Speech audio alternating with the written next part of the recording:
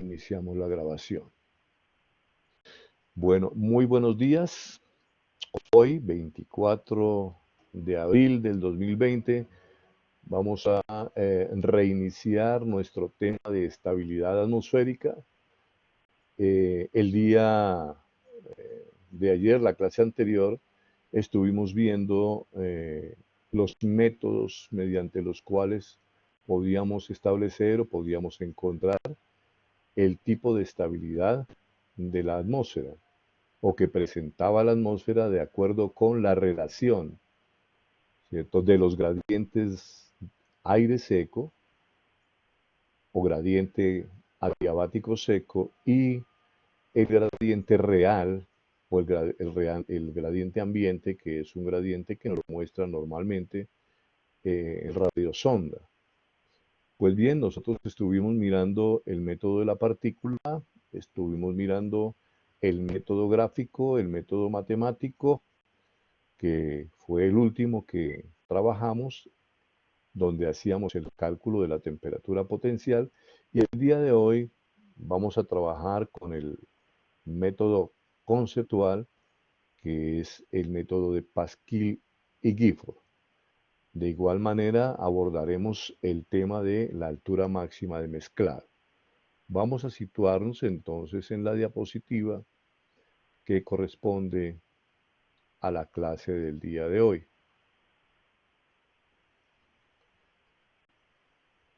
La diapositiva entonces nos habla a nosotros del método de Pasquier y Gifford. Es un método que requiere mucha atención, recoger mucha información de la que se ha visto, principalmente la que tiene que ver con gradiente térmico vertical, con convección, con radiación, con viento. Es decir, en este método se recoge mucha teoría.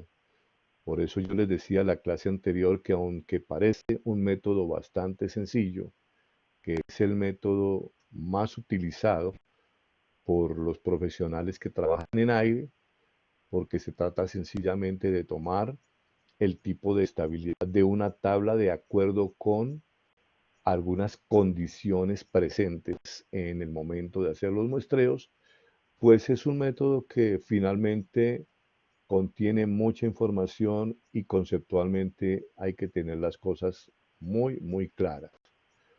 Observemos entonces, vamos a habilitar aquí el cursor para que lo veamos. Observemos la primera columna. A ver, abro un paréntesis para decirles que esta tablita de Pasquier-Gifford, que me imagino que ustedes están tomando allá algunas imágenes, también está en el texto este de Wark, ¿cierto? Que yo les he dicho que voy a hacer el esfuerzo de subir al blog siquiera unas páginas con algunos de los métodos para que ustedes las tengan también en literatura viva. Aquí tenemos entonces la primera columna de esta tabla, me habla de la velocidad del viento en superficie, ¿ok? Pero quiero que observen este datico que está acá. Me dice 10 metros y aparte de eso me dice metros por segundo. ¿Qué quiere decir eso? Me pone a recordar a mí también que los sensores para la medición del viento se encuentran a 10 metros de altura. Todas las estaciones meteorológicas tienen su equipo anemográfico con los sensores a 10 metros de altura. Cuando a mí me dicen viento en superficie, me están hablando del viento a 10 metros, no del viento a ras del suelo. Lo mismo que cuando me dicen a mí temperatura en superficie, me están hablando de una temperatura en una caseta a 2 metros. Son cosas que debemos recordar, ¿ok? Y me dice que esta primera columna me habla de metros por segundo. La tabla también tiene la velocidad del viento en millas por hora, pero nosotros en los ejercicios que hacemos, en los ejercicios que ustedes van a hacer del nivel profesional, las millas por hora no son un dato a utilizar. Les decía a ustedes que las millas por hora normalmente se utilizan para hacerle seguimiento a eventos de vientos muy fuertes como los huracanes. Entonces nosotros vamos a trabajar con esta primera columna. Perdón.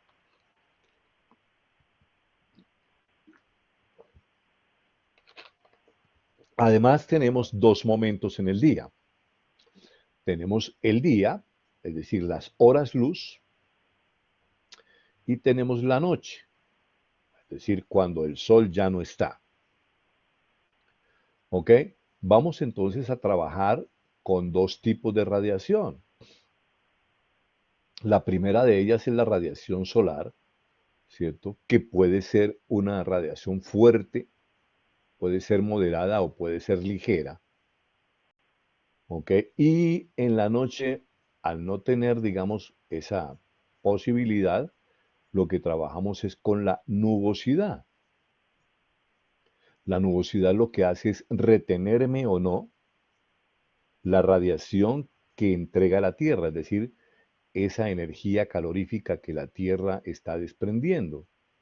Por eso debemos recordar cosas como que si en la noche y madrugada, a lo largo de esas horas de oscuridad, no existiera la nubosidad, la pérdida de energía de la Tierra es muy alta.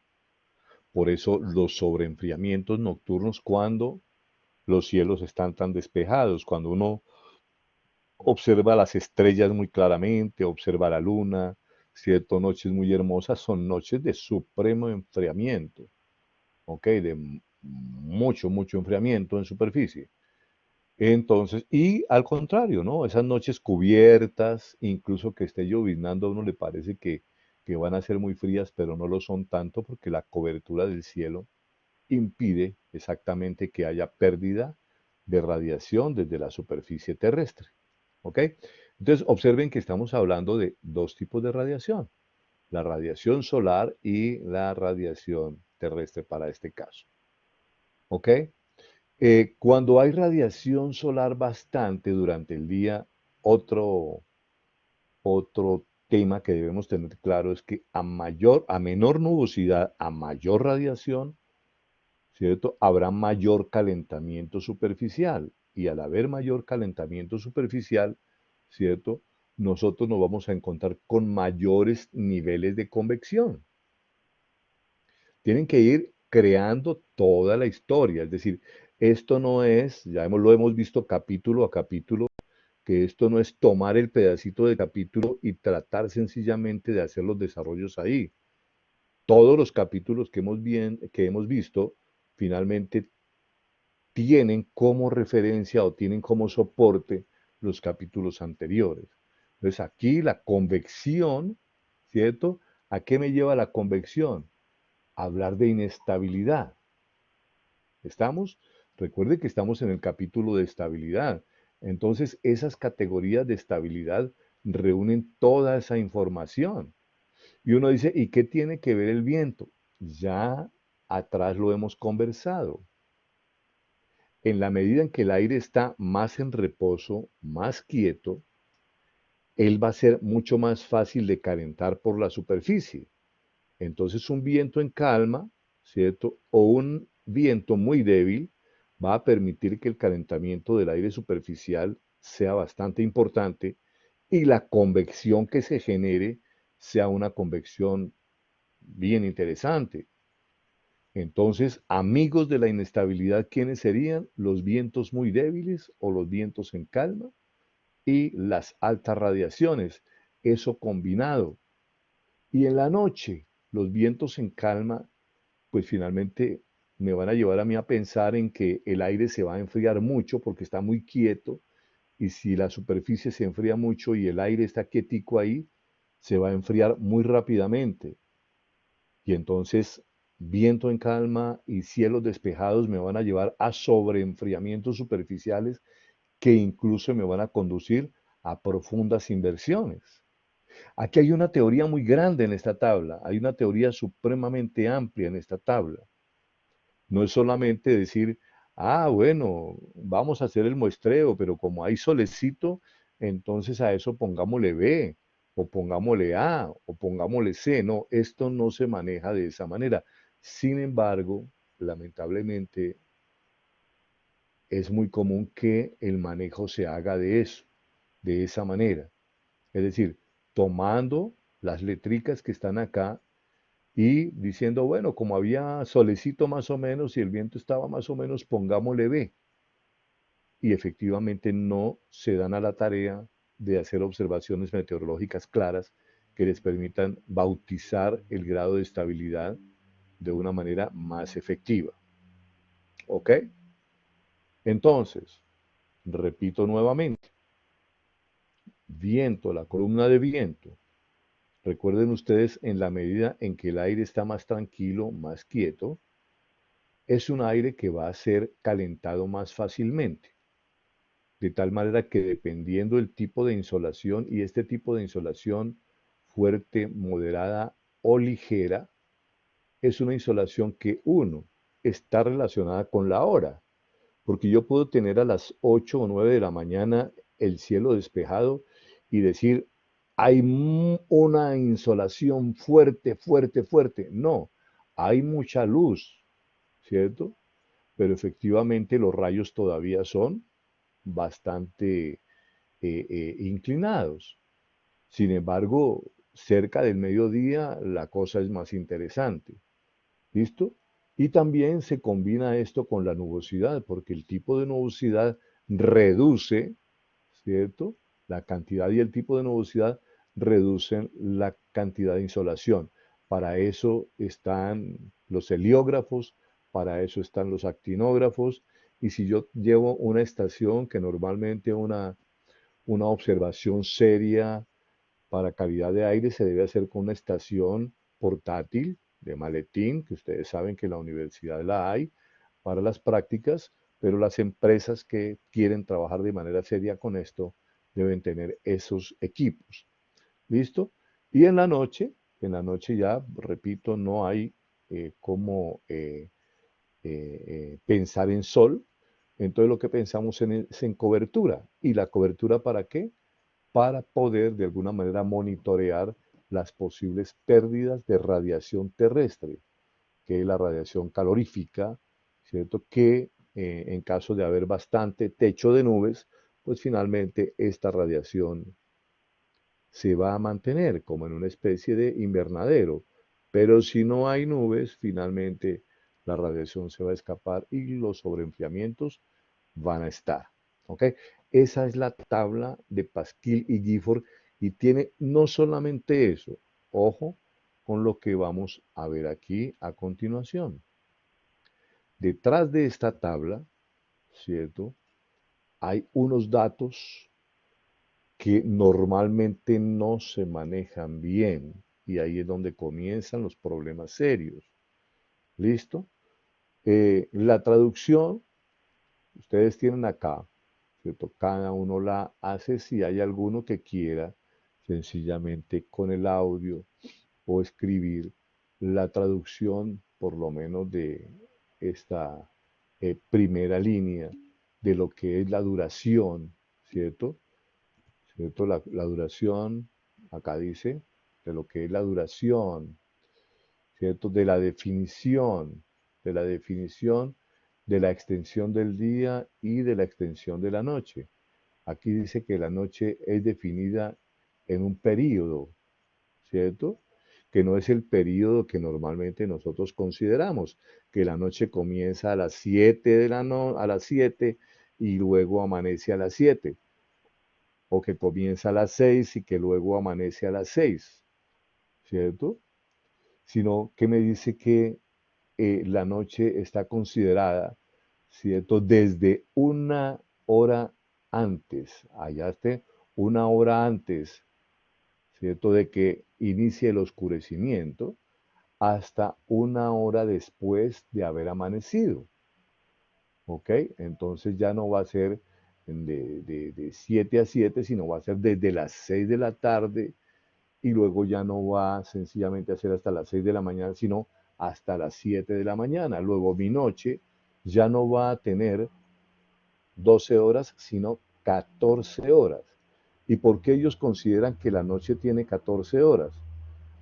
Porque entre 5 y 6 de la tarde por más de que hay luz, ¿cierto? Por más de que haya luz, pues efectivamente los rayos solares ya son tan supremamente inclinados que pueda que haya luz, pero ya no hay calentamiento, ¿ok? Es decir, ya no hay efectos convectivos por acción del calentamiento que sean considerados. Y lo mismo en horas de la mañana, ¿cierto? Ya no me voy a ir a las 6 de la mañana, sino me voy a ir hasta las 7 de la mañana. ¿Por qué? Porque entre 6 y 7 de la mañana sucede lo mismo. Hay luz, claro, yo salgo a las 6 de la mañana y ya está la luz. A las 7 de la mañana, pues con más veras. Pero efectivamente es una hora en la que, habiendo luz, los rayos solares son supremamente inclinados y no hay calentamiento que dé cuenta sencillamente de efectos convectivos. Es decir, que no dan cuenta de la estabilidad. Es lo primero que tenemos que tener en cuenta.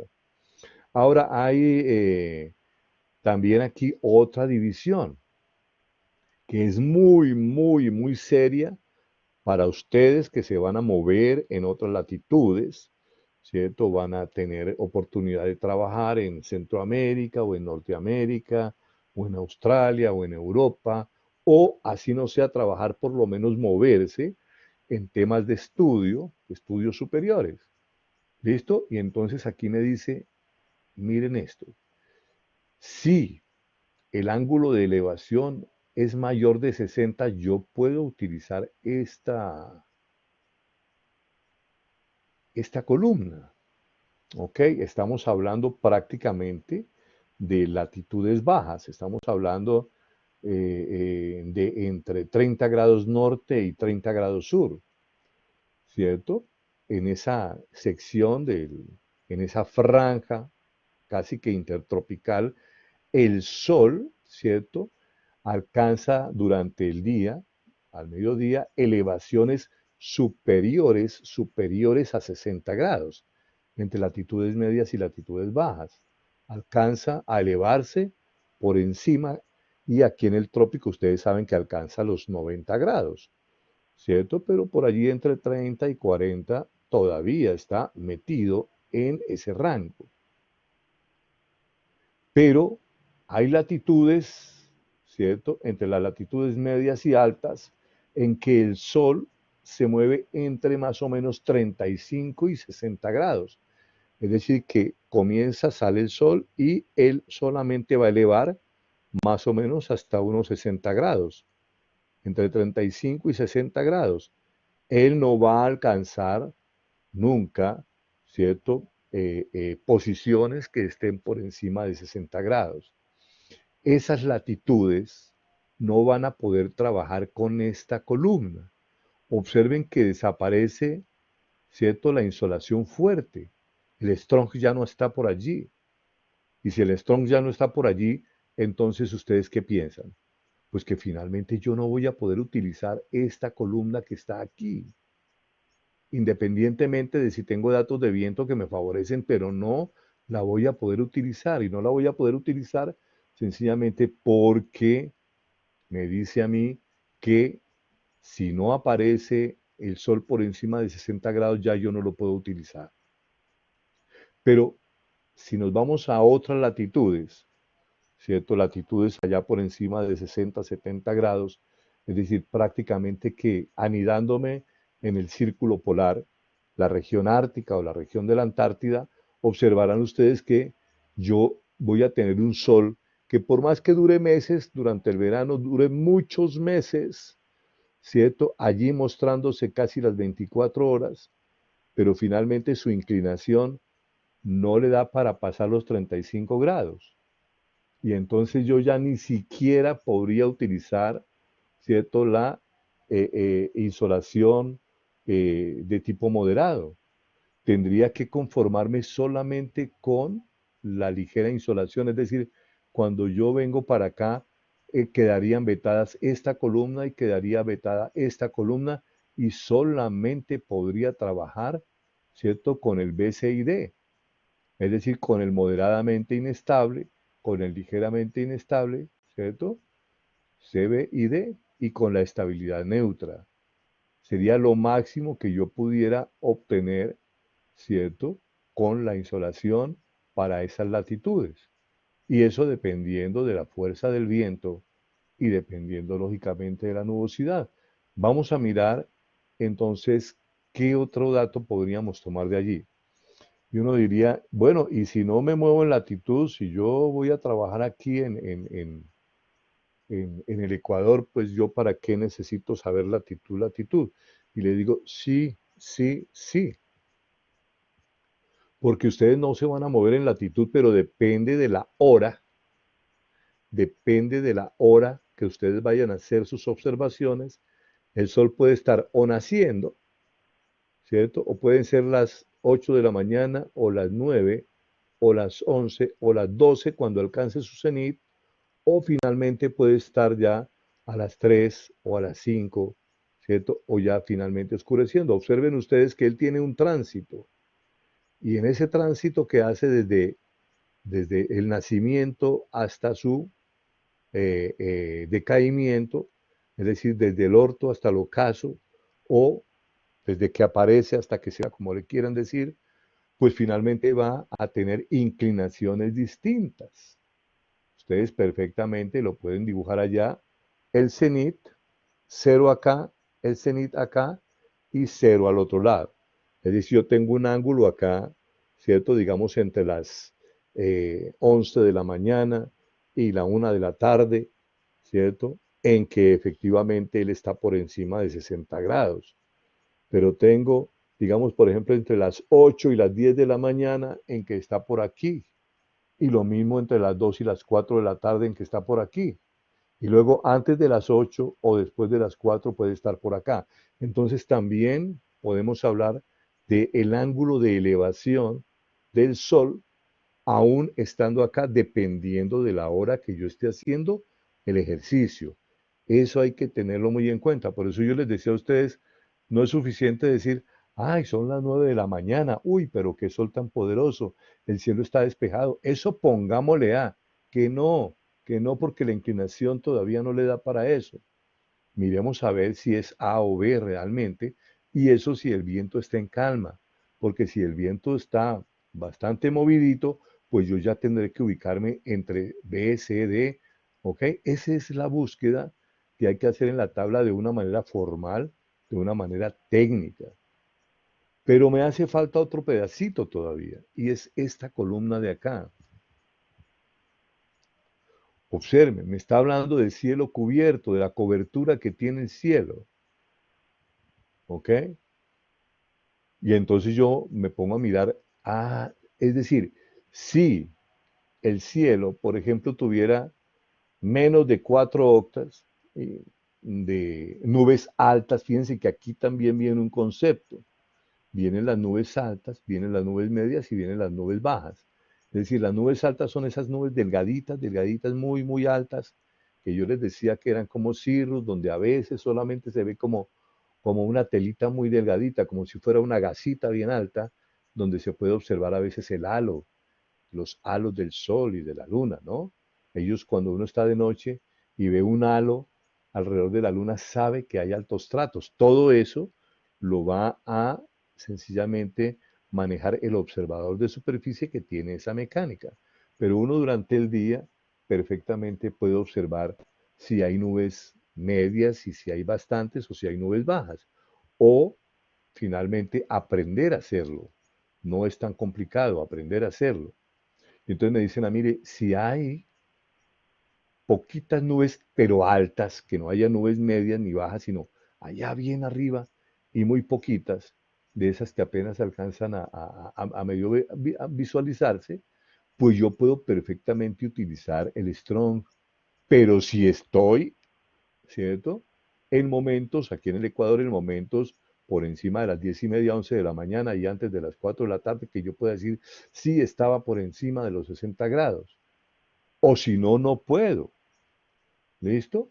Pero ¿qué tal que haya nubes medias y que estas nubes medias, ¿cierto?, estén por encima de la mitad de la cobertura del cielo? Es decir, que el cielo esté cubierto en más de la mitad por nubes medias, ¿cierto? De esas que tienen sus bases más o menos entre 7 y 16.000 pies.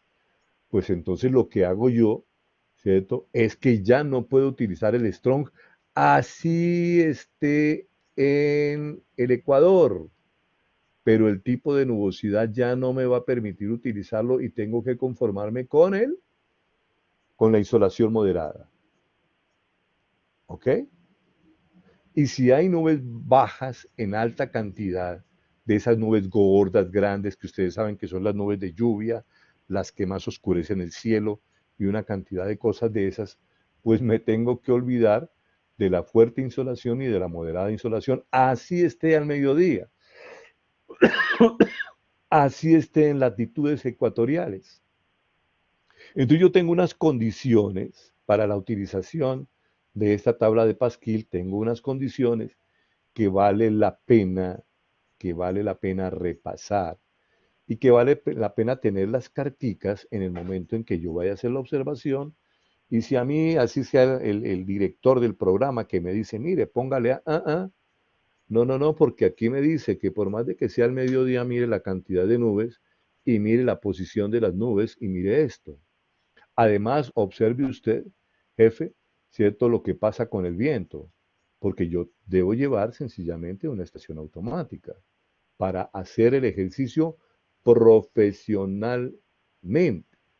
Ese es el gran problema. Yo en esto soy muy sincero, a veces hay quienes se tocan cuando uno habla de esta manera, pero efectivamente ve uno que toman la cartica y dicen, eso es mediodía, póngale acá, eso es no sé qué, póngale allí, y pues el desfase tampoco es que el mundo se vaya a acabar. No, no se trata de eso, se trata de ser efectivamente ético y honesto en el trabajo. Aquí vamos a tener entonces las horas de la noche. En las horas de la noche se considera solamente la nubosidad. Ustedes dirán, uy, pero ¿quién ve las nubes por la noche? ¿Ok? Pero ¿quién ve las nubes por la noche? Y la pregunta ustedes se la hacen porque no están acostumbrados a mirar al cielo en horas de la noche, a menos que estén en un paseo y que de alguna manera les llame la atención ver tantas estrellas en el cielo. ¿Ok? Normalmente cuando uno está en el campo, donde no hay tanta polución, ¿cierto? Y donde está en épocas, digamos, de cielos despejados, uno se deleita mirando las estrellas, porque efectivamente se ven muchas estrellas aparte de la luna. En la ciudad es muy complejo, ¿cierto? Y es muy complejo porque está uno dentro de los edificios, en medio de estructuras, una cantidad, el cielo casi nunca se ve, ¿cierto? A menos que haya una luna de esas esplendorosas, ¿cierto? Una luna llena o alguna cosa de esas, uno casi no mira. Pero cuando uno observa el cielo, ¿cierto? Es capaz, a través justamente de esa luz o reflejo de la luna, ¿cierto? De ese brillo de las estrellas y de la misma luz que a veces desprende la ciudad, ¿cierto? Que ilumina la bóveda y uno es capaz de hacer una aproximación al tema de la cantidad de las nubes. Repito, no tenemos esa costumbre porque hasta ahora estamos sencillamente trabajando con estos temas, pero podría ser un lindo taller, una linda práctica mejor, ¿cierto? Intentar un día observar el cielo desde las 5 o 6 de la tarde, cuando todavía se ve, y comenzar a entrar en la penumbra, en la penumbra, en la penumbra, en la penumbra, ¿cierto? Despertando sencillamente esa habilidad visual. Pero bueno, aquí está, es la cantidad de nubes la que manda en la pérdida o conservación de la energía en la parte baja de la atmósfera. ¿Listo? Cuando tengo un cielo muy, muy, muy, muy despejado, ¿ok? Observen ustedes esto acá, donde la cantidad, ¿cierto? De nubes, para este caso, aquí vamos a colocarla en aquí, la cantidad de nubes, ¿cierto? Es igual o está por debajo, ¿cierto? Aquí la cantidad de nubes es igual o está por debajo de 3 octavos. Recuerden ustedes cuando vimos la nubosidad que yo les dije, mire, tenemos que mirar el número de octas porque es la forma en que se trabaja la nubosidad, ¿cierto? El número de octas. ¿Cuántos son? 8 octavos el cielo totalmente cubierto, 4 octavos el cielo parcialmente cubierto. ¿Ok? Pero si yo tengo menos de 3 octavos, 3 o menos, yo considero que el cielo está despejado. Es decir, que la Tierra se está enfriando a una velocidad impresionante y que el sobreenfriamiento va a marcar la condición térmica del aire superficial. De tal manera que yo podría encontrarme incluso con datos como F, fuertemente estable. Observen, cuando el viento está en calma, cuando no hay nubes en la noche, el sobreenfriamiento me conduce a mí a pensar en que hay fuerte estabilidad, es decir, que es muy posible que estemos hablando de una profunda inversión térmica. Recuerden ustedes que se haya enfriado tanto la parte de abajo, ¿cierto? Que ahora yo tengo mi gradiente térmico mostrándome una fuerte inversión. Todo eso está metido en esta tabla. Una tabla que en principio cuando uno la ve dice, oiga, pero chévere, porque yo solamente miro si el sol está brillando, si más o menos, o si esto, y le clavo un valor ahí, si tengo datos de viento bien o si no, no. Pero finalmente aquí tengo la famosa teoría de Pascal y Gifford. Es una teoría bastante interesante. ¿Ok? Pasemos de Pascal ya estas diapositivas, estas dos diapositivas que les voy a mostrar, ya lo que están haciendo es unirme mi clase de meteorología con la clase que van a ustedes a ver en aire, ¿cierto? Allá cuando inicien sus estudios de aire, ustedes se van a acordar que en este cuadrito tuvieron todo un semestre de meteorología, ¿ok? Y que ahora lo que están observando en aire es, ¿cierto? La condición, cómo se ve cuando están viendo las emisiones o los penachos, ¿cierto? Que se desprenden desde las chimeneas. Entonces ustedes dirán, cuando nosotros observemos que la chimenea, ¿cierto? Se mueve de esta manera, se ondula de esta manera tan fuerte, seguro que estamos hablando de mucha inestabilidad. Es decir, estamos pensando en que la forma como se está comportando la temperatura, ¿cierto? De acuerdo con la información del radiosonda o del globo estático que tenga yo para el estudio, es decir, el gradiente ambiente es un gradiente superadiabático, ¿cierto? Cuando hay demasiada, digamos, convección aquí, estamos hablando porque hay una superadiabático, quiere decir que hay bastante calentamiento superficial, ¿cierto? Hay bastante convección y normalmente el viento es fuerte porque la convección me llama a mucha advección. Entonces, cuando yo soplo, digamos un hilito, lo soplo fuertemente, él se ondula. Ustedes pueden hacer ese ejercicio, que también es un ejercicio tranquilo. Ustedes lo colocan una lanita o un hilito acá en la boca y soplan fuerte, y el hilo no se va a colocar recto, sino que sencillamente va a ondularse fuertemente porque ustedes retiran el aire de encima, retiran el aire de abajo y finalmente dentro de esos dos campos el aire se bate y nosotros tendríamos esto.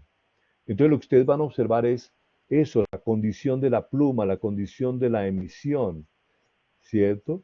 Que me está mostrando condiciones meteorológicas, ¿cierto? Que explican por qué se está comportando así. Esas son las famosas plumas en espiral. ¿Qué es lo que ustedes van a ver allá?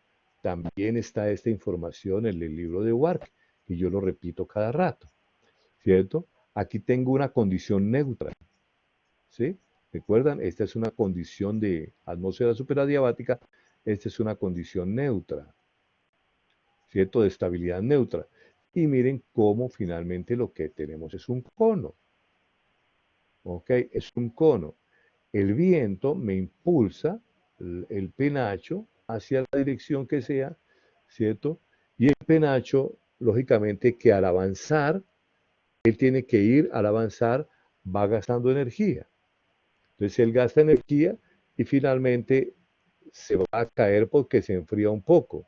pero al caer por compresión adiabática, al caer se calienta y vuelve a subir, ¿cierto? Y vuelve a subir y me va armando un cono. Esas cosas finalmente hay que imaginárselas, ¿cierto?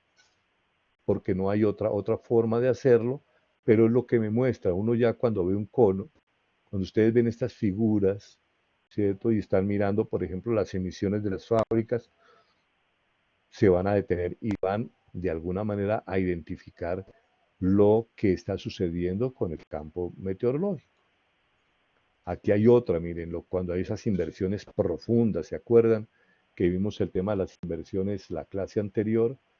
Bajo esas inversiones profundas, ¿qué pasa?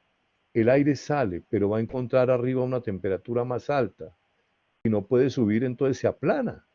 Y él intenta bajar, ¿ok?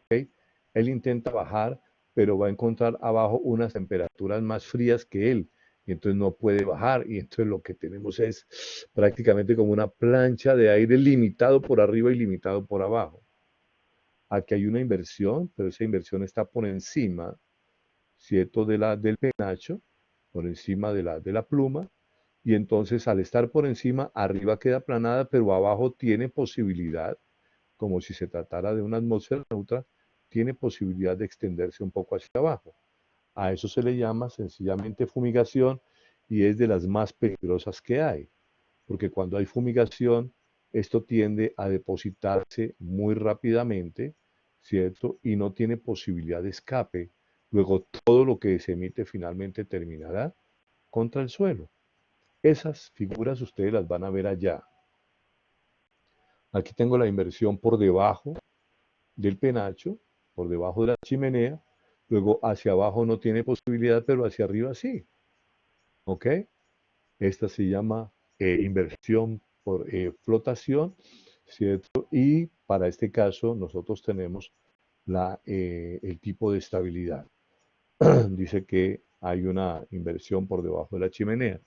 Observen esto, esta es como una gráfica que me permite mirar este tipo de inversión, la de fumigación, que es bastante difícil, ¿cierto? Observen acá una emisión de un cráter, o puede ser una emisión, si quieren imaginársela, de un incendio forestal, ¿cierto? En un momento donde hay una inversión térmica por encima, ¿cierto? Hay una inversión térmica por encima, la estamos observando acá, ¿cierto? Hay una inversión por encima que no deja, ¿cierto? Que no deja que finalmente progrese la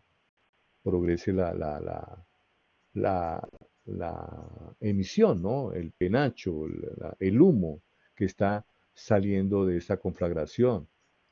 ¿Listo? Y entonces observen que no puede subir más, pero es arrastrado por la dirección del viento. En este caso, cuando uno está hablando digamos, de gestión del riesgo, en gestión del riesgo uno se fija mucho en eso para los incendios forestales para poder determinar cuáles son las áreas de mayor impacto. Observen ustedes que hacia este lado yo no tendría ningún impacto. El impacto de acuerdo con la dirección del viento sería todo hacia ese lado. La población de este lado sencillamente estaría con un alto impacto, mientras la de este lado no. Así la de este está más cerca que el impacto que está causando allá. Todo esto tiene su aplicación, todo tiene su aplicación. Ustedes van a trabajar bastante con aire, yo no me voy a extender más con esto. Ojalá que efectivamente se aproximen a este tipo de teorías cuando estén manejando esos temas. Y pasamos a la altura máxima de mezclado, que es el tema, ¿cierto?, que vamos a resolver en estos últimos 40 minutos, ¿cierto? ¿A qué se le denomina altura máxima de mezclado? Cuando ustedes tienen una emisión, lo que quisieran averiguar es esa emisión hasta dónde va a llegar, ¿cierto? Y la altura, ¿cierto? La altura, ¿cierto? Que alcanza esa emisión, ¿cierto? Va a depender de la temperatura del aire, ¿cierto? De la temperatura que alcance la parcela que estamos emitiendo y del grado de humedad que tenga. Ustedes saben que eso ya lo vimos en la clase anterior. Normalmente las emisiones Aquí tenemos la gráfica para que ustedes la vayan entendiendo. Este gráfico que tengo acá, la línea roja va a seguir siendo el ambiente para que no nos perdamos. La línea roja va a seguir siendo el ambiente. ¿Listo? Y la línea punteada, ¿cierto? El aire seco. Bueno, vamos a mirar primero, después doy respuesta. ¿Sí? La línea punteada es el aire seco. ¿Ok? Bueno, normalmente las emisiones salen más calientes. El exhausto de un carro, la chimenea de una finca o la chimenea de una fábrica, ¿cierto? Un incendio forestal, o sea, cualquier emisión, las emisiones salen más calientes que el aire que normalmente nosotros tenemos rodeándolas. ¿Listo? Por eso la temperatura inicial, ¿cierto? De mi parcela de aire seco, la que voy a considerar que asciende, porque estamos hablando de parcelas, o si no estaría hablando de la temperatura, ¿cierto? Del perfil de temperatura de la atmósfera, ¿no? Estamos hablando de la temperatura con la que va a salir la emisión. Yo la tengo aquí señalada con un apóstrofe, una rayita aquí encima. Si esta es la temperatura inicial de la emisión y esta es la temperatura inicial que estamos leyendo en caseta.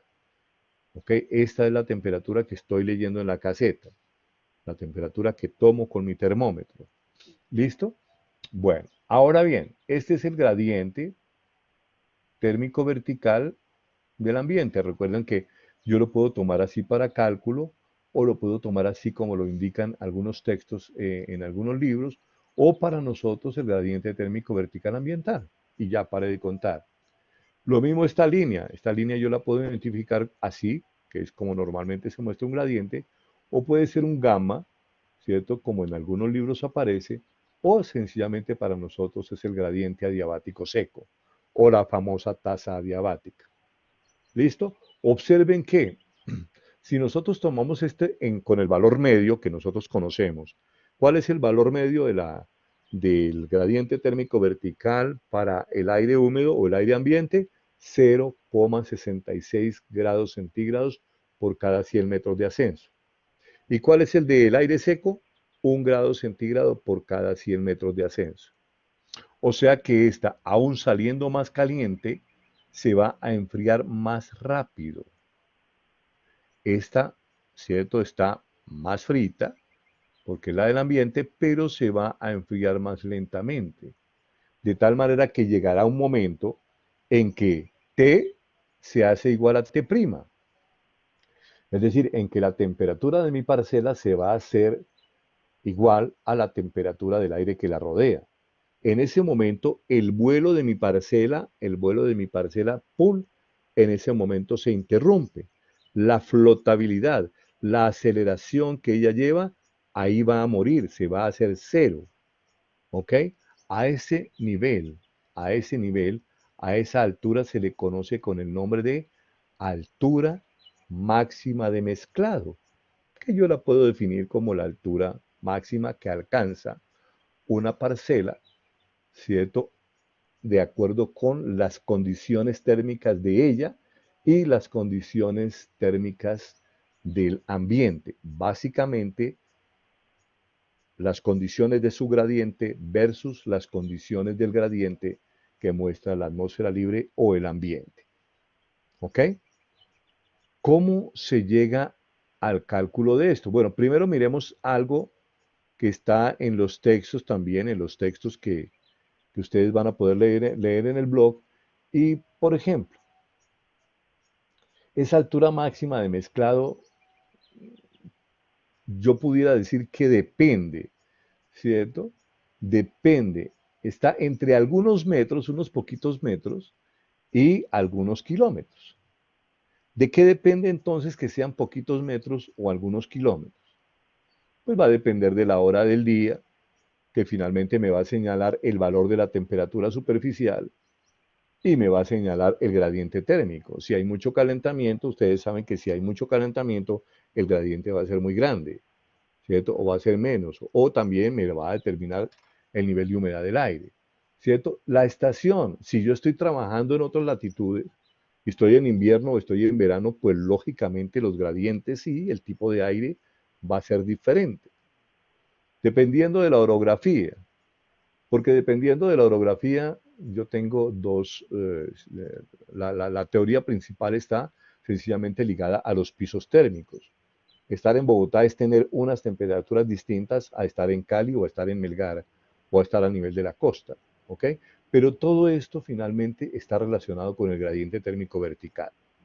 Esa es la teoría que envuelve finalmente la altura máxima de mezclado, porque esta es una realidad del ambiente, pero esta realidad del ambiente yo tengo que combinarla con el gradiente térmico que trae la parcela.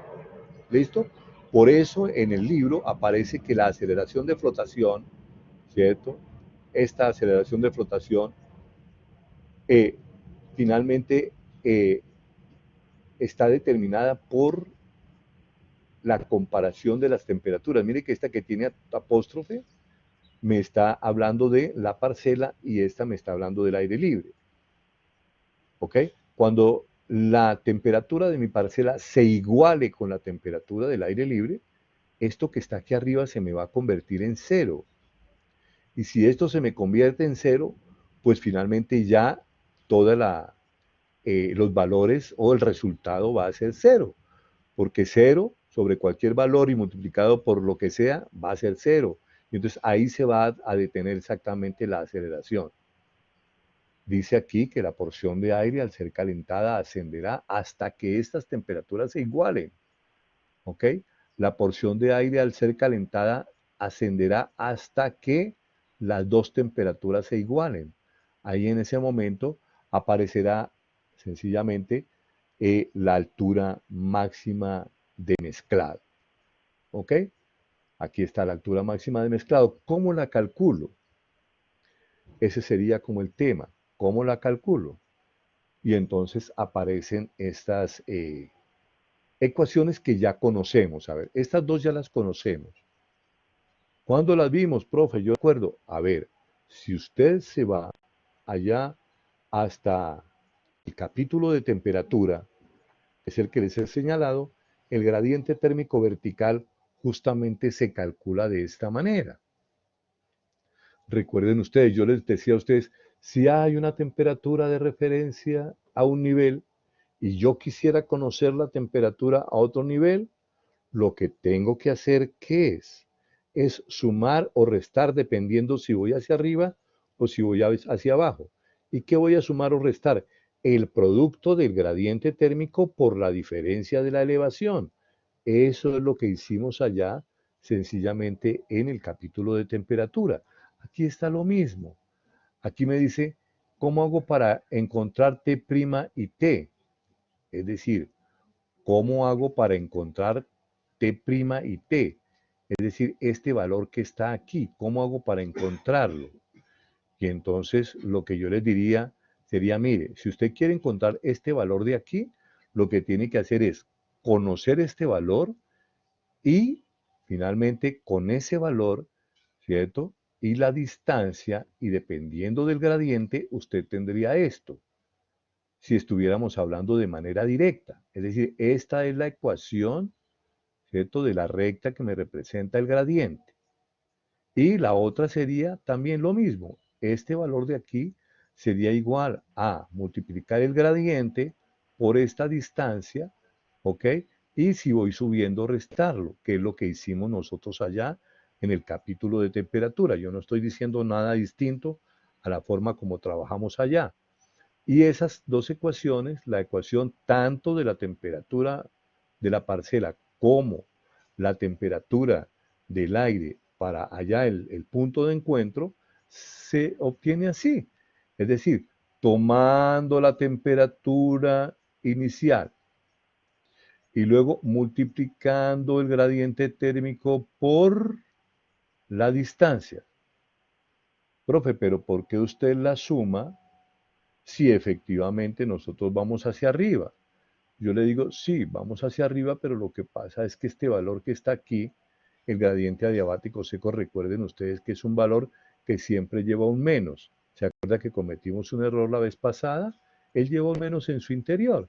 Entonces eso me hace que sea válida sencillamente esta ecuación. ¿Listo? Esta es la del proceso que acompaña mi parcela, el del proceso adiabático seco. ¿Listo? Y la del ambiente es exactamente lo mismo. Entonces lo que hago yo es igualar, porque me dice que esa altura máxima de mezclado se obtiene cuando esta temperatura se iguala con esto. Entonces lo que yo hago es igualar esta ecuacióncita con esta, pues igualo esta con esta, y al final de cuentas, de aquí al despejar, obtengo esta ecuacióncita para el cálculo de la altura máxima de mezclado, que es una muy sencilla. Observen, yo tendría para calcular, digamos, para este ejercicio que me plantean aquí, teniendo la temperatura de mi parcela aquí, teniendo la temperatura del aire libre acá, ¿cierto? Determine usted con este gradiente y con este gradiente cuál podría ser la altura máxima de mezclado. Eso es lo que yo resuelvo con mi ecuación. Entonces yo digo, entonces la altura máxima de mezclado va a ser igual a, sí, efectivamente, usted toma la temperatura inicial, ¿cierto? Leída en caseta, menos la temperatura inicial, observen que tiene el apóstrofe, menos la temperatura inicial de la parcela a un mismo nivel. Siempre hay que trabajar en el nivel inicial y de ahí arrancar. ¿Ok? Y luego que en el denominador coloco el gradiente térmico vertical del aire seco, que sería el de mi parcela, menos el gradiente térmico vertical, ¿cierto?, del ambiente. Recordando siempre, lo repito por tercera vez, recordando siempre que los gradientes, ¿cierto?, ¿cómo se escriben? Menos delta T delta Z, menos delta T delta Z. ¿Listo? Vamos a hacer un par de ejercicios. Ustedes me van a acompañar allí haciendo un par de ejercicios en estos últimos minutos para hacer ese cálculo. El primer ejercicio que vamos a hacer es un ejercicio bien sencillo, ¿cierto? Vamos a suponer en un momento determinado que en superficie, la temperatura tomada en superficie es una temperatura de 19.5 grados centígrados. Entonces, el ejercicio va a ser así: calcular la altura máxima de mezclado, considerando que una parcela de aire seco evoluciona, ¿ok?, en una atmósfera ambiente cuyo gradiente es de 0,66 grados centígrados por cada 100 metros de ascenso. Repito, calcular la altura máxima de mezclado alcanzada por una parcela de aire seco, ¿cierto?, que se mueve en una atmósfera ambiente cuyo gradiente es de 0,66 grados centígrados por cada 100 metros. Datos: la temperatura inicial del aire libre es de 22 grados centígrados, de 19.5 grados centígrados. La temperatura inicial del aire libre es de 19,5 grados centígrados y la temperatura inicial de la parcela es de 22 grados centígrados. ¿Ok? Repito. Calcule la altura máxima de mezclado alcanzada por una parcela de aire seco que evoluciona en una atmósfera ambiente cuyo gradiente térmico vertical es de 0,66 grados centígrados por cada 100 metros. Datos: temperatura inicial del ambiente 19.5 grados centígrados, 19.5, o sea, temperatura en caseta. Y la temperatura inicial de la parcela es de 22 grados centígrados. ¿Ok? Entonces, vamos a reemplazar los valores aquí. ¿Vale? Vamos a reemplazar los valores aquí.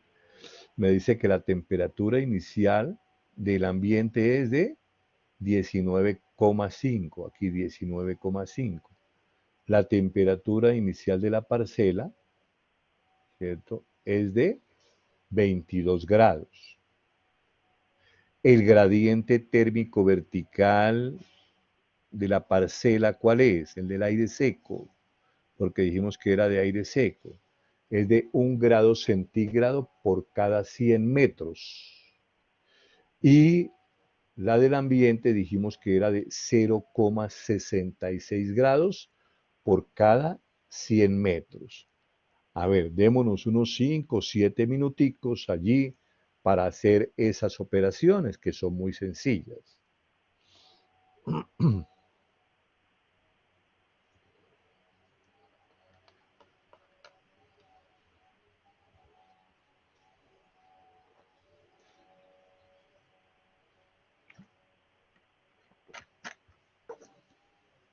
A ver, yo las voy a plantear aquí en mi cuaderno para mostrárselas.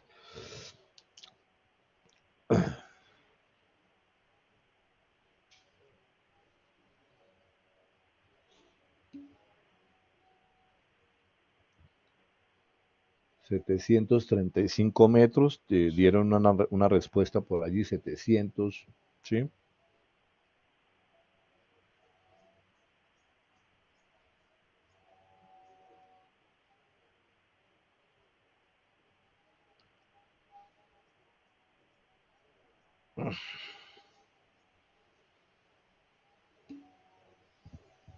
$735, dice otra persona, van ganando, ¿no?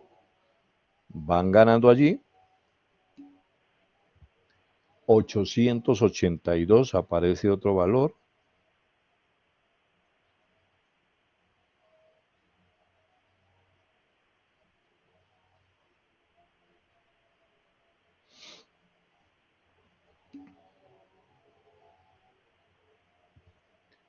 $735. Ese como que va ganando claramente. Bueno, entonces allá va ganando ese, ¿no? ¿Ok? ¿Cuánto es 22 menos 19,5?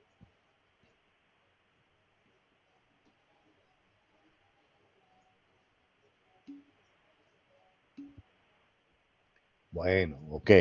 Entonces en el numerador iría 2,5 sobre 1 y abajo, ¿cierto? Tenemos 1 menos punto, eso me da 0,34 sobre 100. Bueno, me parece que la operación debe quedar como así, ¿ok?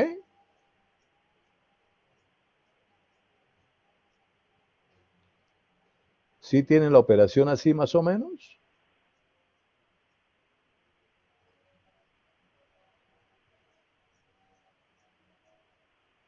¿Sí o no? Observen si ustedes lo dibujaran cómo quedaría. Si ustedes en lugar de calcularlo lo dibujaran, ¿cierto?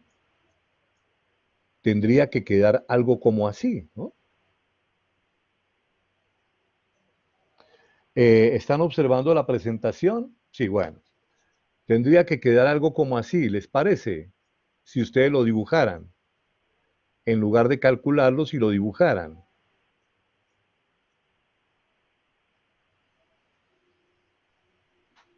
Pero ¿cómo lo calcularon? ¿Cierto? La elevación debe darles más o menos lo mismo. Observen que está por encima de 700, allá el famoso encuentro que tienen esas dos líneas. La clave, ojo, la clave está en que debe tomarse la misma superficie. O sea, aquí en este caso, la parcela y la temperatura, las dos son de superficie. Pero hay que tener en cuenta que de pronto la parcela no sale de superficie, sino sale de una chimenea, de pronto a una altura determinada. Supongamos, aquí yo tengo una chimenea, ¿cierto? Que tiene una altura. Si la parcela sale de aquí, hay que considerar la altura, hay que sumar la altura. Pero yo no puedo aplicar la fórmula con un valor de chimenea aquí y con el valor de la temperatura libre abajo. Yo tendría que llevar la temperatura de abajo hasta la misma altura, ¿cierto? Hasta la misma altura de la chimenea. Primer paso, llevar la temperatura hasta la misma temperatura de la chimenea y luego desde allí sí aplicar la fórmula. ¿Ok? Desde allí sí aplicar la fórmula. ¿Ok? Son ejercicios diferentes, ejercicios que ustedes van a hacer. Vamos a hacer un segundo ejercicio donde de pronto haya una pequeña inversión en superficie. ¿Ok? La inversión entonces, ¿quién la tendría? La inversión la tendría el ambiente, no la tendría la parcela. ¿Ok? Entonces vamos a hacer otro ejercicio, ¿cierto? Un ejercicio donde haya una inversión térmica, ¿cierto? De el ambiente, una inversión, digamos, de algunos 50 metros de profundidad, ¿ok? Es decir, en el primer pedacito una inversión y luego sí va a trabajar normalmente. El ejercicio diría así, ustedes lo van a hacer allá y luego finalmente lo mostramos a ver cómo nos fue. A ver, pero primero quiero preguntar cómo nos fue en el ejercicio anterior, que era muy sencillo. ¿Todos lo pudieron hacer?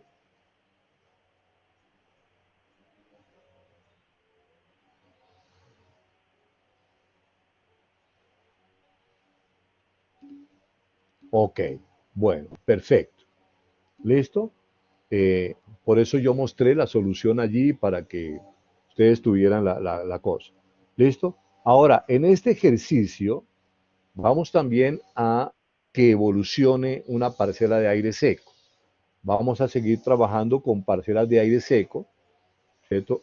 A menos que en la realidad de pronto la parcela no es tan seca, ¿cierto? Finalmente tiene un gradiente cualquiera, 0,8, 0,9, ¿cierto? Alguna cosa de ese tipo, pero para el ejercicio lo hacemos de esa manera y cuando tengamos la realidad, porque efectivamente hemos tenido la oportunidad con globos sonda o lo que sea de determinar también las variaciones que hay en la parcela, pues estaría bien, ¿ok? Pero como es tan difícil saber cuál es el gradiente que efectivamente lleva la parcela en su ascenso, pues normalmente se suponen parcelas de aire seco.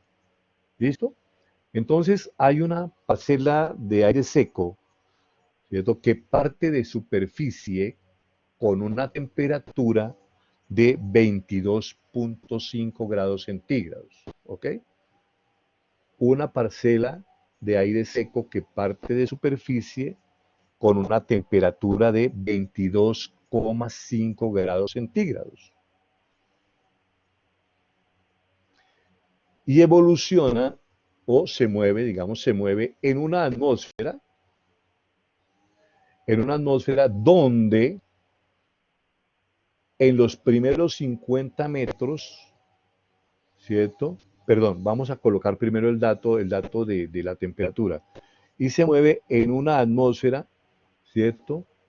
Cuya temperatura superficial es de 20 grados centígrados.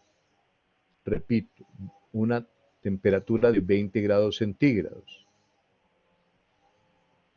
En los primeros 50 metros, el ambiente presenta una inversión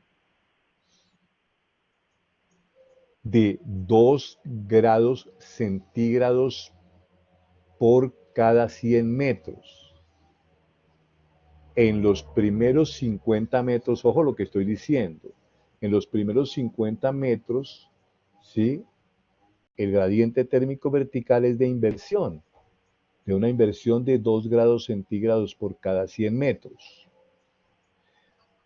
De allí, de 50 en adelante, el gradiente térmico vertical es el gradiente normal de 0,66 grados centígrados por cada 100 metros.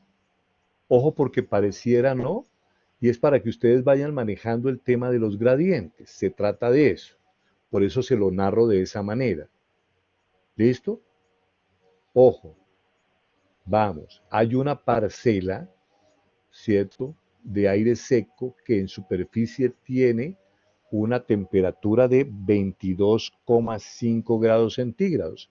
Ella se va a mover en una atmósfera ambiente donde en los primeros 50 metros hay un gradiente térmico vertical de que es una inversión de 2 grados centígrados por cada 100 metros, una inversión de 2 grados centígrados por cada 100 metros.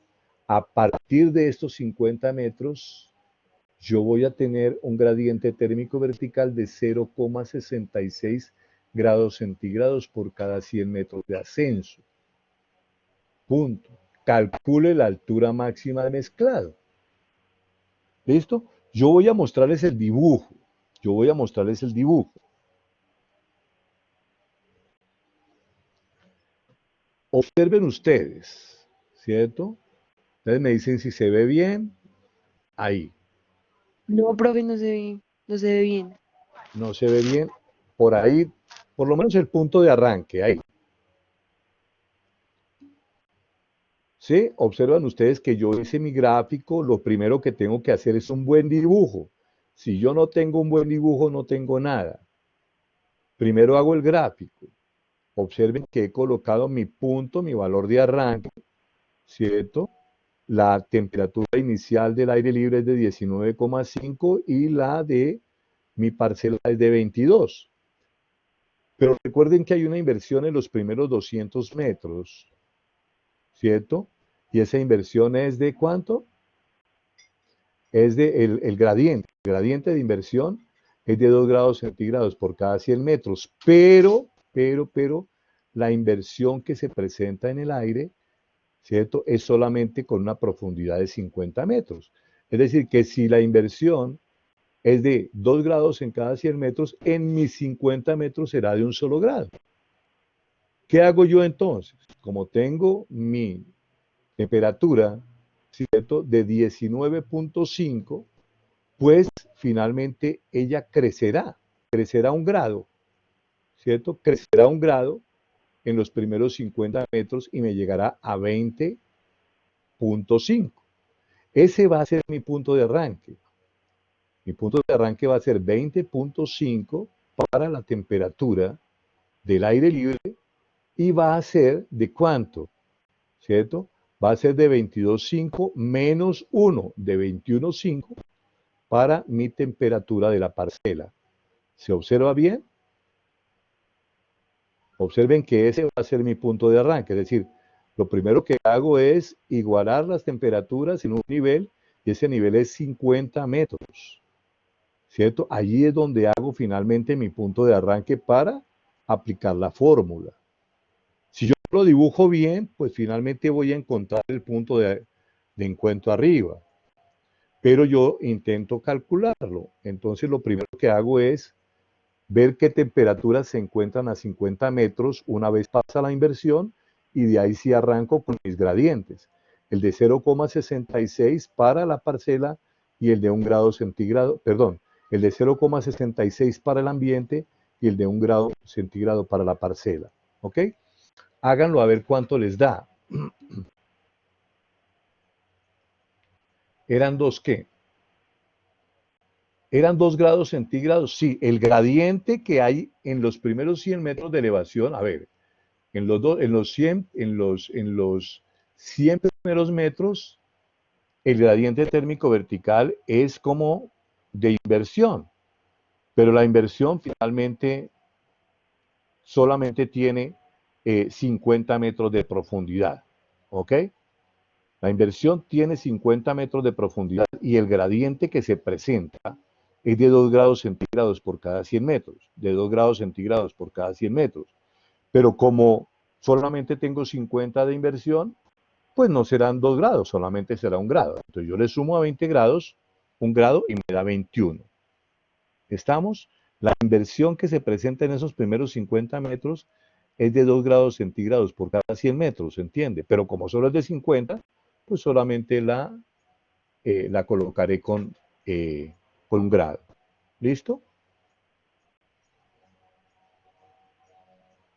Entonces arrancamos allá, mi fórmula tendría 21 grados. Aquí tendríamos entonces, ¿cuánto? Tendríamos acá ambiente, ¿cierto? 21 grados, parcela 22 grados, ¿cierto? Porque la parcela sencillamente arranca y tengo que igualar en 50. Si arranca perdiendo 1 grado centígrado por cada 100 metros y voy a igualar en 50, pues solamente le resto 0.5. ¿Ok? Entonces tendría 21 acá y tendría 25, perdón, 21 acá y 22 acá. ¿Listo? ¿Sí la captaron?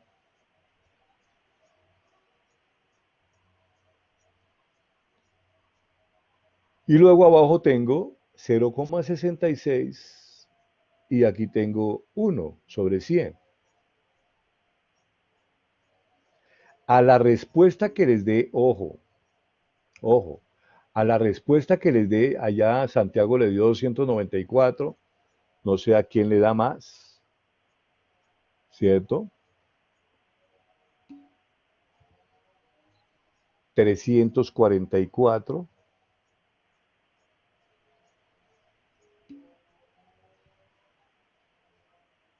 Exacto, tengo 294, pero a esos 294 debo sumarle los primeros, ojo, los primeros 50 metros, que no los he tenido en cuenta.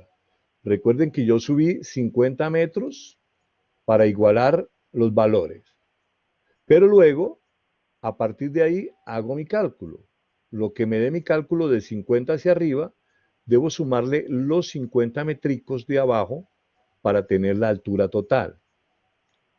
Entonces sería efectivamente 294, como estaban dictando algunos, pero a esos 294 debo sumarles los 50 metros.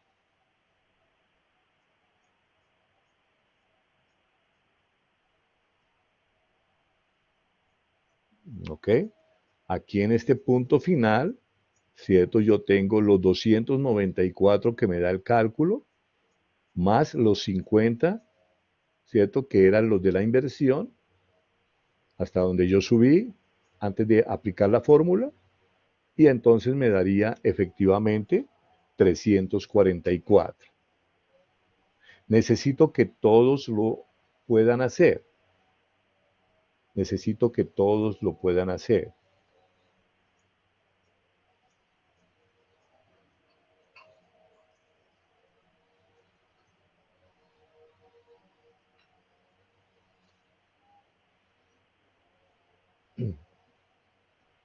A ver, ¿alguien tuvo problemas, por favor?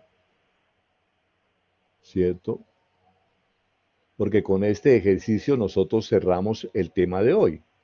Dejamos pendiente las inversiones térmicas. ¿Ok? Cristian Fabián ya le dio 344. La clave está en mirar el dibujo. Vuelvo y les muestro el dibujo. La clave de todos estos ejercicios es dibujar. Yo les he insistido a ustedes que siempre, siempre, siempre dibujen.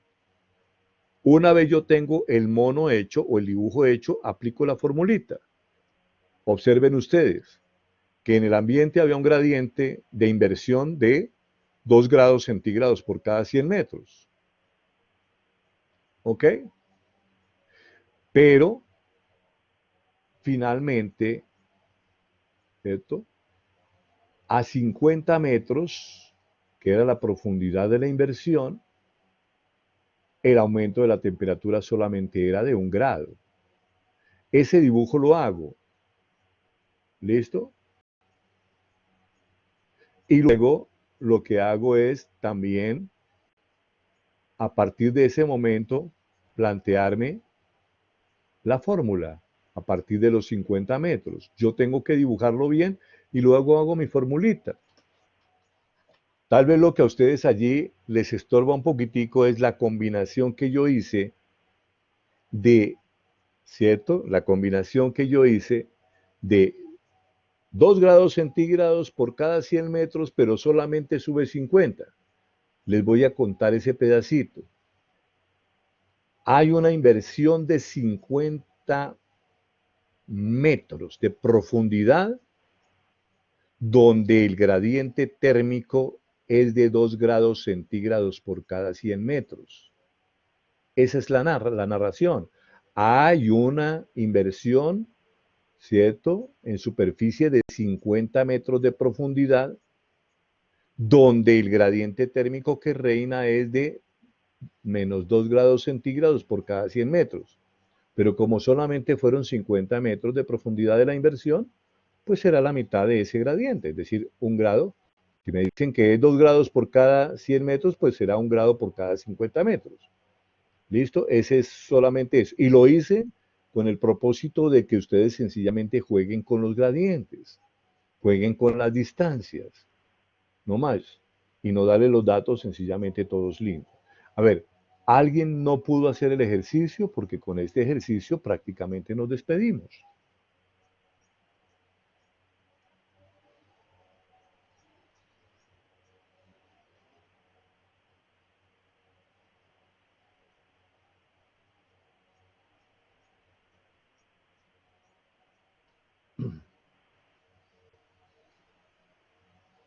Profe, ¿podemos hacer otro ejercicio? A ver, si queremos hacer otro ejercicio, ¿lo quieren con inversión o lo quieren con chimenea? Bueno, vamos a hacerlo con chimenea. Vamos a hacerlo con chimenea. ¿Ok? Y vamos a cambiar la inversión por chimenea, para que el dibujo sea más o menos lo mismo. ¿Ok? Vamos a cambiar la inversión por chimenea. ¿Listo? Ok. Entonces vamos a colocar un ejercicio. Y es, calcule la altura máxima de mezclado. Calcule la altura máxima de mezclado. ¿Cierto? Para una parcela que sale de una chimenea cuya altura es de 50 metros, cuya altura es de 50 metros, ¿cierto? Con una temperatura de 23 grados centígrados.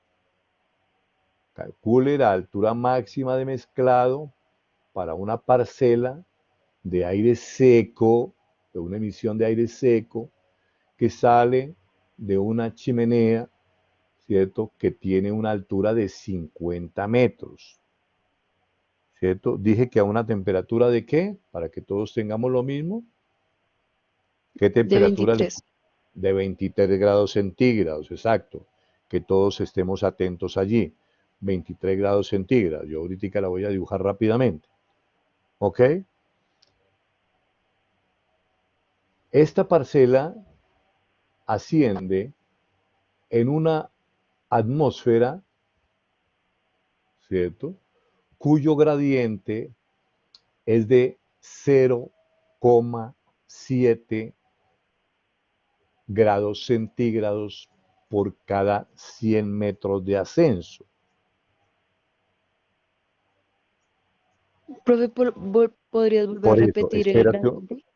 por eso, 0,7 grados centígrados por cada 100 metros de ascenso. ¿Listo? La temperatura reportada en superficie, ¿sí?, la temperatura reportada en superficie es de 21 grados centígrados. La temperatura reportada en superficie es de 21 grados centígrados. Entonces, ¿qué van a hacer ustedes? Lo primero que van a hacer efectivamente es el dibujito. El dibujito. ¿Cómo va a ser el dibujito? Voy aquí rápidamente a hacerlo a mano alzada esta vez, ¿cierto? Y aquí tengo la temperatura de 21 grados centígrados y luego tengo una chimenea, ¿cierto? Que me dice que está emitiendo, ¿cierto? La chimenea tiene 50 metros, ¿sí? Y está emitiendo a 23 grados centígrados, ¿ok? ¿Listo?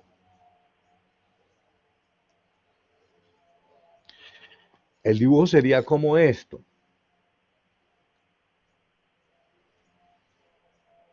¿Listo? Sería, yo dibujo la chimenea, su temperatura, con la temperatura que está saliendo es de 23 grados centígrados. Abajo en superficie tengo 21 grados centígrados. Observen que lo primero que yo tengo que hacer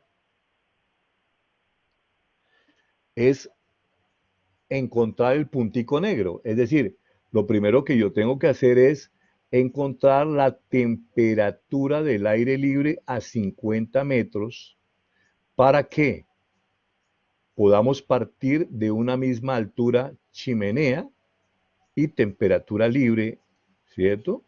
Del ambiente, y ahí sí aplicamos la fórmula, ¿ok? Entonces, si yo tengo 21, ¿cierto? Y tengo que quitarle 0,7, yo tendría entonces 20,3 la temperatura del aire libre a 50 metros.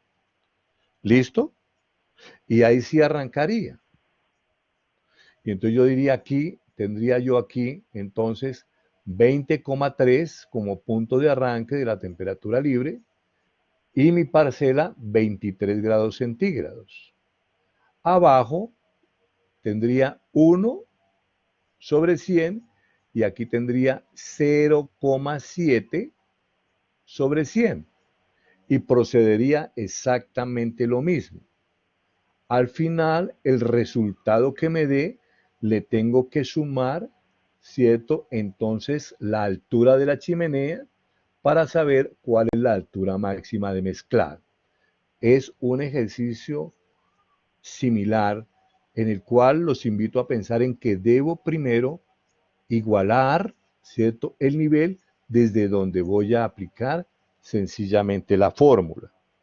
Entonces yo tendría 20,3 menos 23 sobre, ¿cierto? 1 sobre 100 menos 0,7 sobre 100. ¿Ok? Esta sería como la formulita que yo tendría que resolver. Y a lo que me dé, le sumo los 50 metros de la altura de la chimenea. ¿Ok?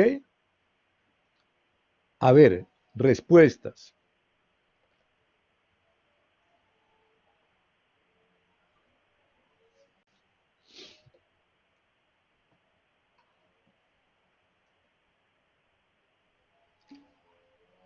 A Santiago le dio 950,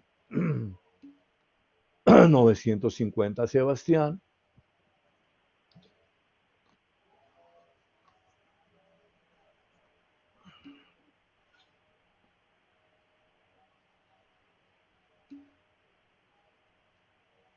$950 también a Seidi.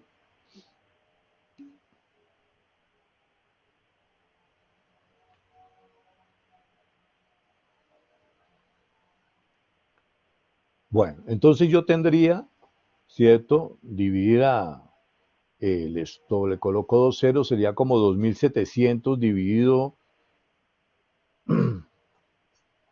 divido en punto 3 la temperatura inicial de superficie 50, ¿qué es eso?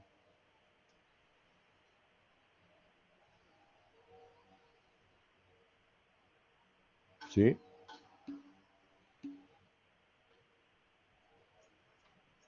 ¿Qué es? Si me da 20,65, no, les estoy pidiendo la altura máxima de mezclado, ¿cierto? Que me daría, no sé, al final un tratamiento para cálculo como lo que yo estoy planteando allí, ¿cierto? ¿Qué me suena que puede ser las primeras respuestas? 20,3. Exactamente, 20,3. 21 menos 0,7. Ay, perdón, discúlpenme, ¿cierto? Porque son solamente 50 metros. Entonces no son 20,3, sino que hay que restarle a 21, hay que restarle la mitad de 0,7, porque es 0,7 por cada 100 metros, ¿cierto? Entonces 0,7 dividido en 2, eso es. ¿Cuánto es 0,7 dividido en 2?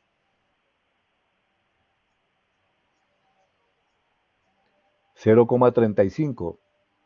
21 menos 0,35. ¿Cuánto da? Esa es la temperatura de arranque, ¿cierto? 20,65. Eso, 20,65, gracias. 20,65.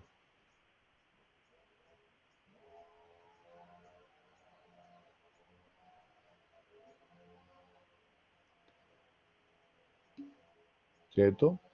20, eso, 833,3, eso. ¿Ok? Entonces, observen que el tema está en el dibujo. Cuando yo hago el dibujo, una vez hago el dibujo, pues finalmente ya tengo todo listo para armar mi fórmula. Mi fórmula debo plantearla desde el momento en que tenga una misma superficie, no antes.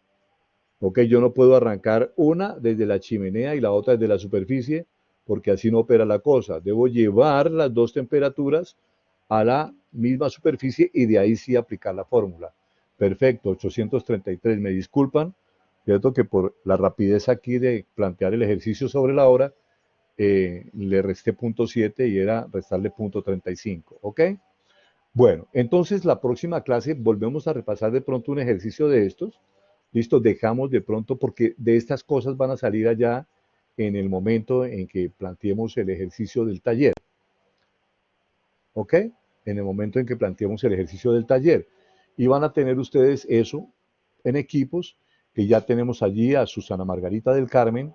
Por favor, se comunican con ella o ella se comunica con ustedes para que ella me envíe la lista a mi correo. No necesito que todos me envíen. Ella me va a enviar la lista de las parejas, ¿ok? Para tener todo eso listo para el día 8, armar montar en sus correos el taller, ¿ok? Bueno, nos vemos entonces la próxima semana. Por favor, se cuidan en este fin de semana, adelantan sus cosas. A ver, Gabriel, pero a ver, el teléfono mío, ¿cierto? Es para más bien que Susana Margarita se comunique conmigo.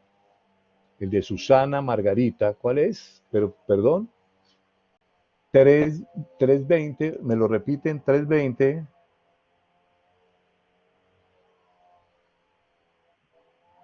Por favor, alguien que me suba el teléfono de Susana Margarita, 320. 320-310-6297. 6297, Susana Margarita, ¿ok? Yo me comunico con ella, si hay para qué comunicarme, ¿no? Me comunicaría con ella para ver si ya tiene listas o que sencillamente ella me suba y cualquier inconveniente yo me comunico con ella. ¿Listo? Bueno, muchas gracias. Entonces, eh, nos veremos la próxima semana. Bendiciones para todos. Se me cuidan, por favor. Gracias, profe, lo mismo. Bueno,